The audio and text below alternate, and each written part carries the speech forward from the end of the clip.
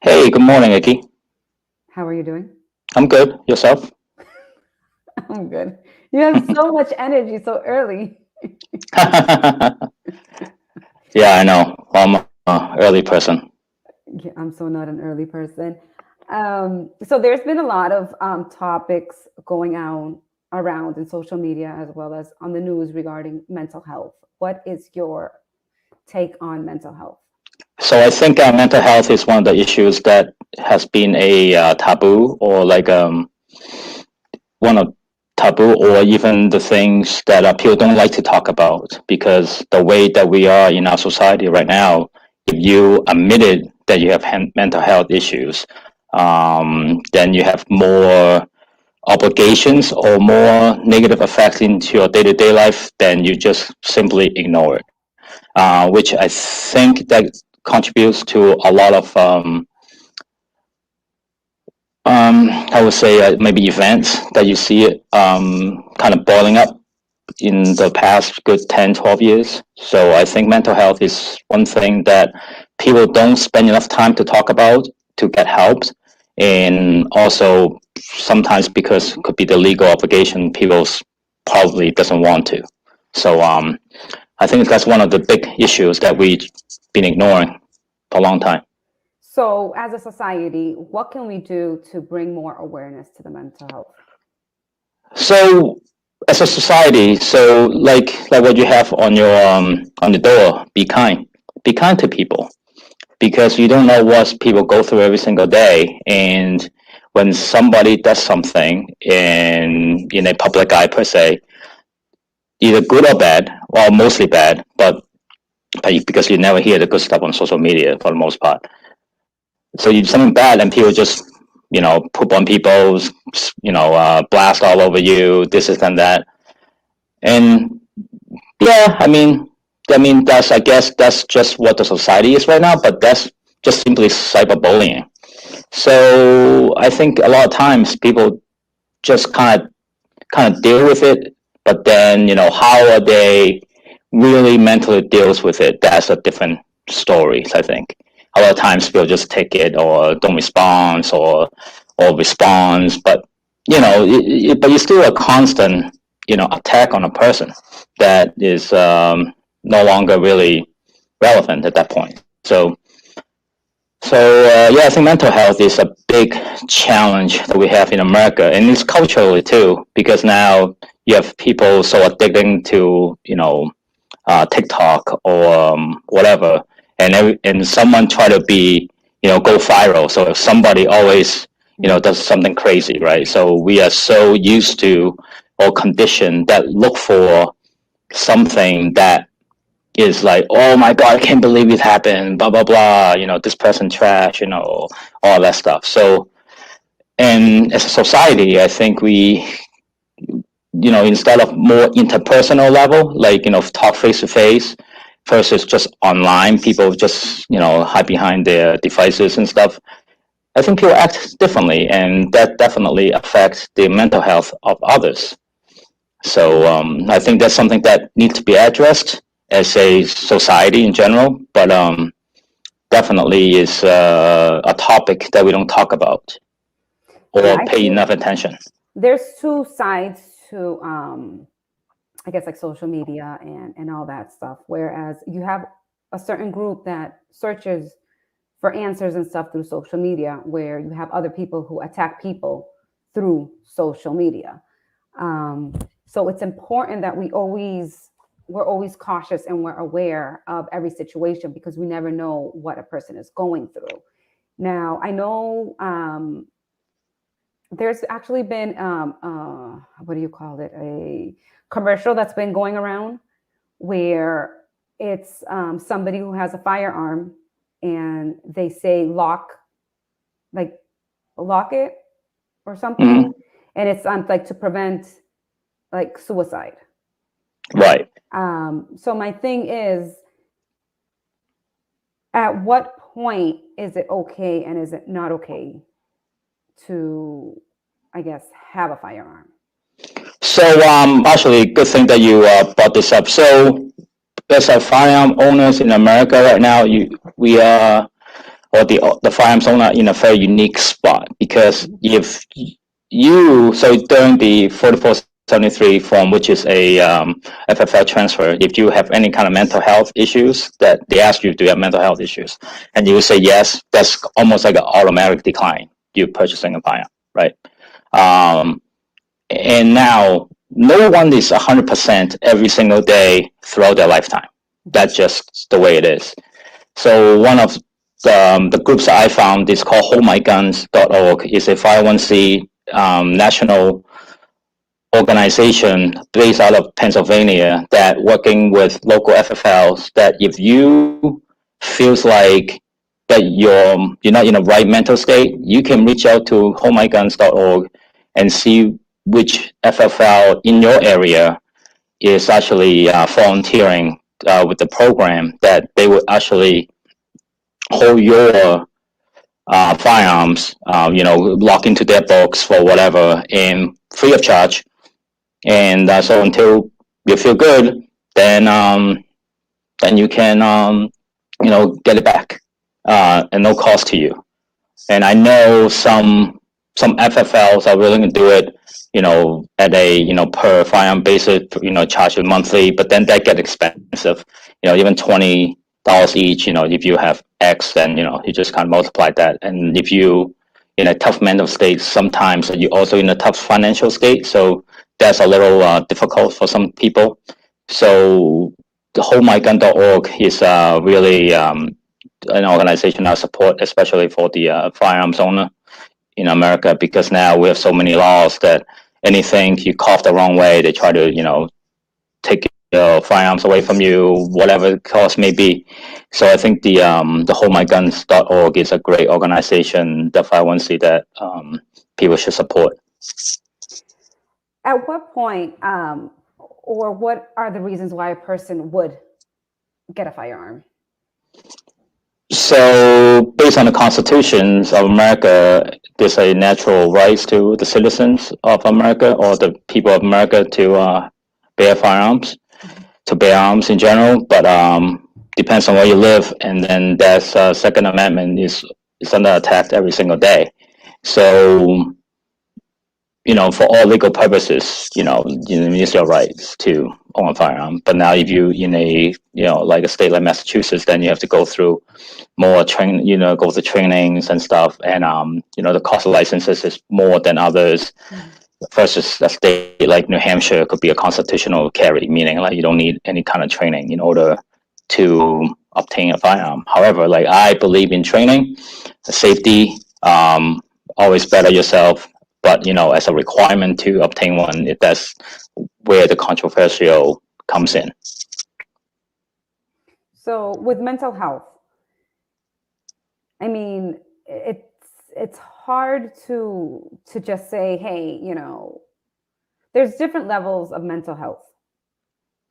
And okay, how would somebody determine if you having a firearm isn't acceptable because of your mental health? Because when they ask you, they don't really go into details as to what are the conditions or anything like that, to understand really, is it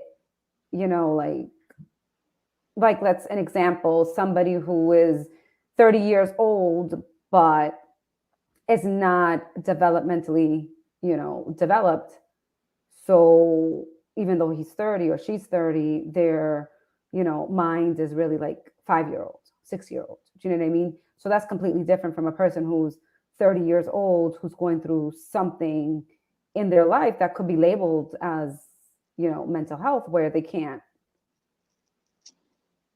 go forward and yeah. So I mean, that's a great point that you brought up, because I was at an event, and then they have maybe 3 cadets was getting sent off to the boot camp, 18 years old. I was standing across from them. I looked at them, talked to the friend next to me. I'm like, these are kids. These are kids. 18 years old. Like, these are kids. Like, but yeah, they going to boot camps, doing all those things. And that's kind of going back to where you said, like, how do we know the mental health is good? The age doesn't really do anything, right? And all this training, it becomes a restriction if they become a requirement, because now the flip side of all that is, hey, everybody on paper, yeah, we want safety, safety, this and that, but look at what COVID getting us right now in the terms of safety, right? Like everybody's locking in, wear masks. As a matter of fact, I'm here by myself right now in the room. As soon as I leave this room, I have to put my mask back on, regardless if you're vaccinated or not, and all the stuff. So how how can you tell like people mental state? You can't. I mean, right now is kind of like prime example what you just said, because our lives technically changed 180 degrees in the past year and a half. We went from a freedom country to pretty much shut down everything down. Like restaurants are closing, like business closing. Like today, I went to get something for lunch, and it's drive-through only two-person working. And what's the mental state of these people? They couldn't find help. People wait long time, to get their food, and then in return, because we are so entitled as a customers, a lot of times is like, oh, you should have do this XYZ, but yet. Like 2 days, when was it? 2 days ago, when I had lunch with my friend, we went to coffee shop. There was one girl working by herself because the other girl was on break, and there was at least 10 people waiting in line, and about another 10 hours sitting down, and there was just that girl. I ordered 2 coffees, tip her whatever, $5-10 or whatever it was, just to show some appreciation that she was doing it. And other times, drive through, waited good solid 25 minutes because they shut down the lobby because they don't have enough people to work. Tip the girl another $10 or whatever, to just show some appreciations. Not that like in this difficult times, people need to be more compassionate, and because you don't know what people are going through, that's a reason why we don't have people working, because some people, are making more money right now, quote unquote, just staying at home instead of working. And some people just have maybe pride, or feel like that if they are capable, that they don't want to hand out from people, and however their upbringing is. But but all these things, what's the state of their mental health? Like, you don't know, and that changes daily. You know what I mean? So you can't. So now for me is this is what I say all the time. The laws are black and white, and we all live in a gray areas, and that's why we have judges and lawyers, and you know what I mean? Because nothing is black and white that we do. So you don't know people's mental health, and that changes all the time. So to me, just be kind to people. And for me personally, I think every single person should have some kind of support group that they can actually share their feelings, or that they need to talk to.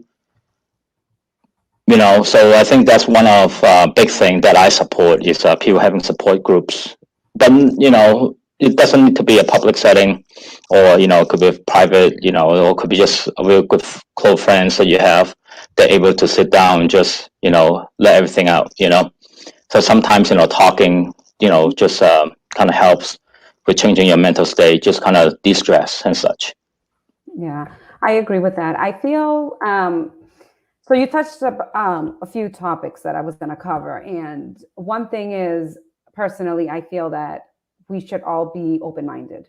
We can't be so selective and so stuck on, will this happen to me? Or it's me, because we live in this world where everything is a me world. It's about me, it's about me, it's about me. And we don't care about anybody else but me.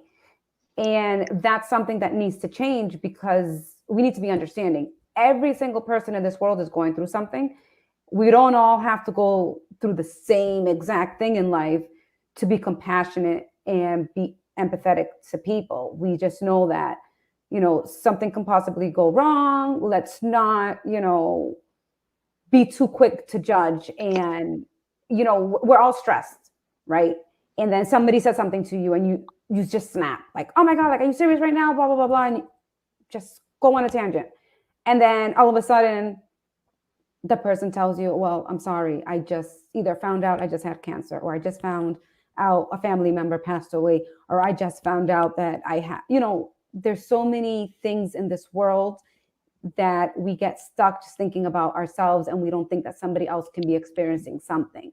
And we have to be cautious, because depending on that person's mental state can determine the outcome of what they plan to do in their life, because they could be at a point, especially with us being on lockdown for so long, our mental state isn't completely there, where our tolerance level has changed. Before we could tolerate so much, and now we can't tolerate anything. So we need to be very careful, and we need to be understanding of people, because we don't know what they are going through, and it's not fair to attack somebody when we don't understand. Yeah, it's a cultural thing too. Right now, like with this spread of social media for the past, let's say, 20 years, Mhm. and people have more information, but they're more disconnected from one another. Yes. How many times that people would bash someone, and then you confront the person, in person, the conversation totally change. Or if you have something against somebody, and then it's like, hey, listen, hey, I know that you have a problem with me, this and that. Let's have a conversation. Then a lot of times when you be that person to talk about it in person, privately, and a lot of those things, it doesn't even need to be on the internet and for the world to see for particularly no reason. And you touch on another good point is you don't know what people go through at times, especially with their health issues. With HIPAA, like COVID is like the only times that constantly fighting the HIPAA law, but the same tokens, you don't know what people going through. Like I found out, a person, her niece just recently passed away. Like you don't know her mental state. You don't know there's somebody, someone real young, have like breast cancer. It's like you don't know what people go through, man. Like you can't see, you know, and also it's not just that person too. It's the people around them. Mm-hmm. I know people like who committed, who their loved one have committed suicide, and the effect they have, Mm-hmm. On them is could be permanent. Mm-hmm. So, and it's all up to that person who left behind dealing, have to dealing with the grieving and the griefs and how to handle things. You don't know that person mental state either. But the same token, like we have to live and move on. But like we just need a kind of world, because right now everybody just jump on anything and for no particular reason. Besides try to go viral, I guess. But other than that, but you're on other people's expense. Mm-hmm. So I've learned, for me, personally, for me to really care about something, like I have to have some weight with that person. Like, Mm-hmm. if one person says something to me, could be the same conversation. I'll be like, yeah, whatever. But if somebody that I actually respect, and drinking the same coffee for a long time, knowing his or her stuff, and have the same conversation with me, the outcome will be different. Yeah. So so one thing I've learned is just how to deflate, in a sense. Don't let things bother me. But like some other people, you don't know, man. It's tough. I deal with different people from different backgrounds, different walks of life and stuff, and everybody have different ways to deal with their mental health issues, and you really don't know what they're going through. And that's a sad part. Like you don't know. Like look at what happened to Robin Williams, Anthony Bourdain, Chester Bennington, Kurt Cobain. Like all these people, they all like, oh, you're so successful, you have everything, blah blah blah, and all of a sudden the next day they kill themselves. Mm-hmm. When Simon Bales, decided not to compete at the Olympics, and then people, gave her a hard time, and then all the truth started to come out on why she didn't want to go through with it. Aspen Ladd, who missed weight on the UFC, and then she being personally attacked. Like me, I get personal attacked on a daily basis. So, like, like sometimes you just have to, learn how to deal with things and move on. I have friends, a war hero, he's losing his friends because of what's going on in Afghanistan, So like, it's tough. You don't know what people go through every single day, man. And just try to be kind and try to be reasonable and don't jump into conclusion. I mean, don't get me wrong. Like there were times, period in my life, that I was on the same wagon. Oh my God, I couldn't believe this and that. But then again, just like you said, the truth always comes out. There's more than one side to every story. There's always three sides to these stories. That his, hers, or his, and the truth. So don't be so judgmental, like you said. Open mind, and just to see what happens. Because sometimes you don't know are you a victim being used or not. Because somebody always has some kind of agenda behind the action. So, but back to your point, mental health, I think is very important to have a support group for everybody. Technically, they should be able to talk to somebody and seek help, either officially or unofficially. Yeah, and you know what? Another important thing that I've learned through experience is that all we really want is support. That's it. We're not looking for anybody to pick sides. We're not looking for anybody to be like, yeah, you're right. It's not really about that. It's about somebody listening and somebody just being there to listen. Are they going to understand? Probably not. They can kind of imagine what's going on, but in reality, unless you go through something like that, you won't. And even if you did go through something that the person is talking to you about, you still don't understand because everybody's different. Everybody sees things differently. Everybody, acts differently given certain situations. And the key thing is when a person is talking to you is just listen. Why? Because that will determine whether or not the person moves forward in their healing or you just set them back, like not even one or two steps. Like you could have actually set them back to the actual beginning of whatever trauma that they are going through that has dealt with the mental health part of it, all because we were being selfish and we didn't want to listen to this person. So that's a great point. A lot of times, especially being a guy, we kind of like programmed to try to fix things. But in reality, sometimes we just need to be a good listener. We don't even need to be a good listener sometimes, but we just need somebody to just listen. And sometimes things doesn't need to be said. Just listen. And so one thing that you brought up is I'm a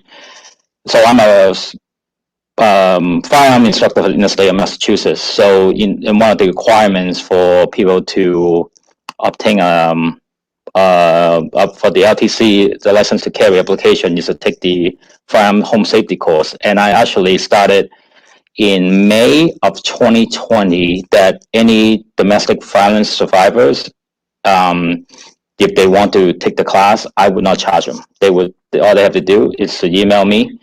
Because the way I look at it is, especially with the lockdown, a lot of the domestic survivors were actually not, they have no place to go. They are in a house where the abusers is there, and they living fear in life every single day. And I don't really think or support anybody should ever live their life in fear, especially at your own home, your own castle, that you don't even have a safe space to sleep, to rest. And so started in May of 2020. Any domestic violence survivor can reach out to me to write. All I really need is about their story, and I will take care of the class for free. And usually it's $125 or whatever, and I won't charge you. So you can reach out to me, and then and my firearms training is Lau firearmstraining@gmail.com. Reach out to me if you just share your story with me, and that's what I do. Is when I go to the Second Amendment conferences and such, that's the tools that I use to show the importance of Second Amendment, and people need the means to protect themselves, especially against the abusers. It's sadly that I have more people who use this program than I expected, and especially some good friends of mine. And you don't know what people doesn't go back to you. Like, you don't know what people go through. You don't know, the boyfriend or girlfriend beat them up, physically abusive. um, could be mentally, abusing them. Like, you don't know what people go through every single day. They might come look at your smile. Like, some of my, people who came to use the program, like, I had no idea. Like, I would never knew. And now it's going back to the whole mental health thing. It become the whole stigma thing. Like, if you know, if if you cry wolf so many times, not you personally, but if some people cry wolf so many times using the same thing, Mhm. your credit goes down for that certain things like domestic violence. And how many times, a guy or girl who was got called on for DV, but they were just wrongly accused. Rape is another thing that thing, like it's hard. Like, we live in a hot society, so I think people just really need to um, or have an open mind and just really talk to people and reach out and don't be so judgmental of people. Yeah, it's it's. I know it's difficult for people to really like comprehend that something like this could actually happen in this world, because we are so accustomed to hearing, well, if this happened, it's because of this. If this person, you know, does this, it's because, like, for instance, when people would be like, oh, well, like for years, people just assumed that if a person was attacked in a domestic violence, well, the person deserved it, or maybe he shouldn't have done this, or maybe she shouldn't have done that. So we automatically just want to put the blame on somebody else to kind of justify the situation without actually just trying to find a way. Like, there are a lot of men who are abused emotionally, mentally by women. And nobody wants to look at it because, hey, this is a guy. The guy's supposed to be strong and the guy's supposed to be, you know, tough, and he can't be going through some of that. How can a man allow something like that? It happens. And it Oh happens. yeah, that's actually a great point. Like men being raped, it just happened like the female being raped. Like, people, like, when I bring this up, people laugh, and I'm like, you don't, just the fact that you're laughing, you're already kind of telling me your mental state of your perception. And this is, oops, sorry. No, I still Um, hear you. I see you. okay, sorry, I have something with the internet. So that right there is already telling me, like, you are already have prejudgmental. Like just like men with breast cancer, you don't hear about that a lot, but men got breast cancer too, Mm-hmm. and nobody hear about that or cares about it because, oh, that's a man thing. And kind of go back to your point, like, we to come in a society, we programmed, like, how men should act or how women should act a certain way, and in society that we are biased against one gender for one thing, one way or the other. It doesn't matter. Mm-hmm. Look at, if anybody have gone through divorce in America or in Massachusetts, like, automatically, if you're a man, you're doomed. Doesn't matter what you do. Like, you could be the great guy, the best father you ever be. Bam, you are getting Uncle Sam up your butt. You know what I mean? Mm-hmm. And, yeah, I don't agree with it. And then now, like, what's the mental health of that father that have to gone through all these things? And, the wife cheated on him with somebody else, with two kids, but now he loses everything because in the state of Massachusetts, that's the family court works. So it's just so much, man. Like, so if you try to be a nice person, you work all your life, so your wife doesn't have to work or work minimum, but then yet, you know, then she decided to do something else on her own, and then now you're the good guy, you still get screwed because you have a kid. Like, Mm-hmm. a lot of things, like, things are fed bias one way or the other, and people just so quickly to judge, man. It's just, too crazy, in my opinion. It is. And that's why it's important that we are aware that, things happen and not everybody handles every situation the same. And it's important that we don't judge people. And, we say, go to a support group, or we say, oh, get over it. But at the same time, in order for a person to go into a support group, you need to be mentally ready for it, because if not, you are going to be surrounded by people who are telling you stories that will trigger you. And when that happens, it might set you back. Oh Some of the yeah. some people say that you need to be there at least 6 sessions before you actually, see the difference and all that stuff. But then you have to understand that that person has to go through 6 sessions of being triggered. Okay, that's 6 sessions of being triggered. Now you have to call somebody to get you through these support groups that are supposed to help you get through all that. You know what I mean? So it's kind of like a ping pong thing. Like, oh my god, like it's life is not easy. Let me tell you, and hence why I don't really jump on a lot of things anymore. Like older I get, you've learned and how often we talk about cyberbullying, about kids, kids suicide, because cyberbully, but yet for adults, people are doing exactly the same thing on social media. Like, what have we not learned? You know what I mean? So I understand, people want their likes, want their share and all this stuff, but at the same token, you are just as bad and that people that you condemn about, cyberbullying to the kids. It's the same thing.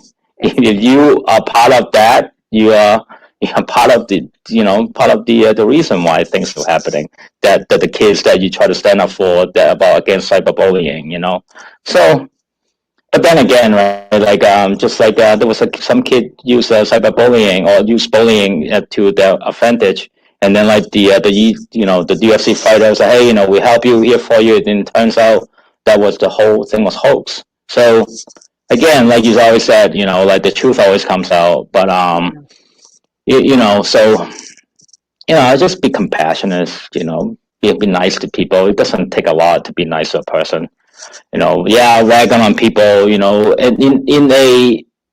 in a good way, in a sense that you're being accepted by the person is one thing, because like at the end of the day, we need to be, tough on our skin, so because the world is cruel.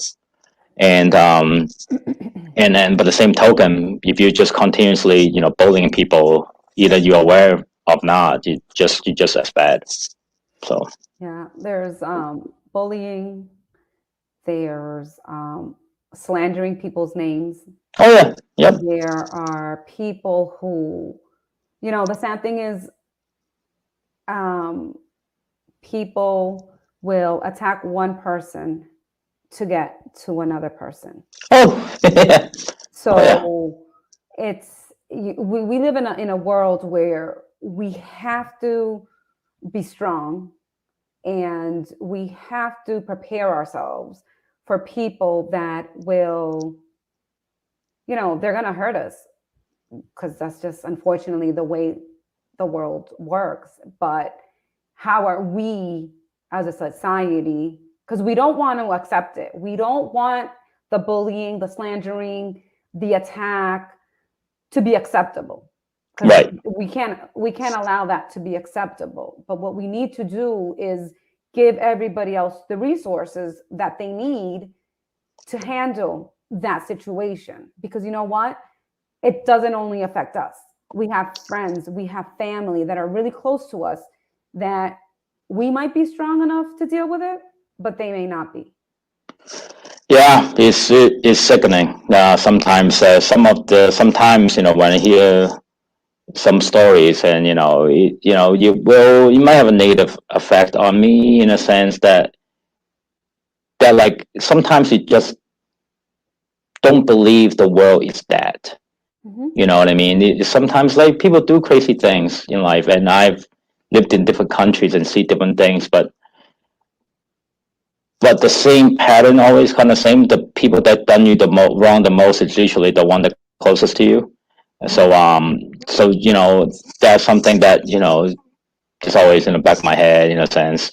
You live and learn, but the same tokens, but you got to be careful and strong. And mental health, you definitely need it. Need to be talked about and need to be more acceptable in the society. Look at GSP. One time he was probably the king of the world, MMA world, but he went to sports psychologist, for his mental issues as well. So it's good to talk to people. Professionals, sometimes I feel like they bias one or the others, and with close friends, it could be they might have a little too much involvement, so they couldn't give you a good, neutral opinions one way or the other, or just listen, like you said before. So finding that support group, I think, is very important for anybody. So and always reach out to the people that you care about. Sometimes I always do to reach out to the strong friends or close friends that I have. Just say, "How you doing? You good?" Sometimes just a little thing, to show that you care. It means a lot to people.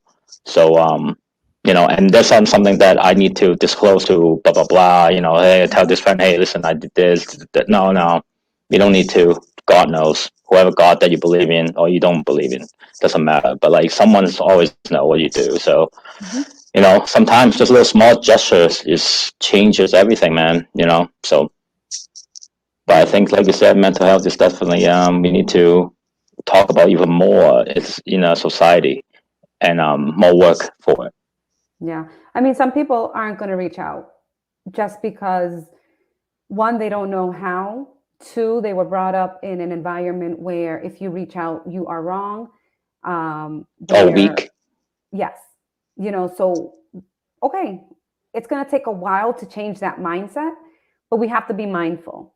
We have to take time to separate ourselves from the environment that we're in and just like meditate. It could be 5 seconds at a time, because let me tell you, when I first started doing that and I was going through so much, they're like, yeah, just meditate.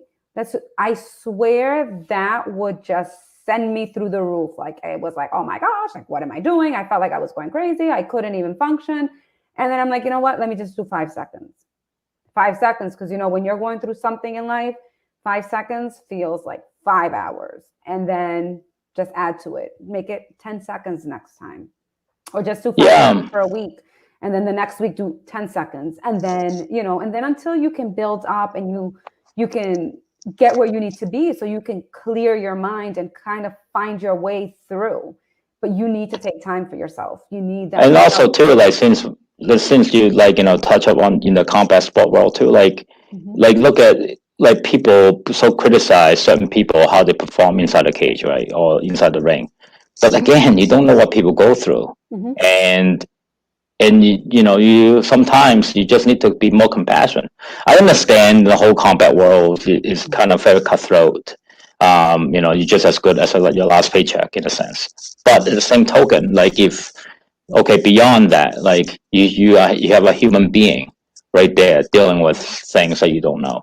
You don't know their mental state. You know what I mean. So yeah, do whatever you need to do for your clicks and likes or whatever, share it or whatever. But at the same token, you are doing all this in someone else's expense, just for your own gain.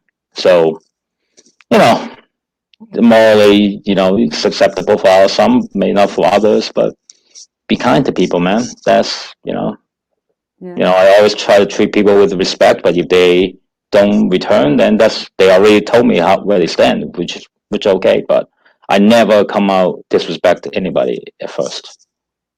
Yeah, that's why it's important. We have to be mindful. We have to be understanding. I mean, even if we can't understand, at least have an open mind. Listen. The key thing is to listen and be mindful.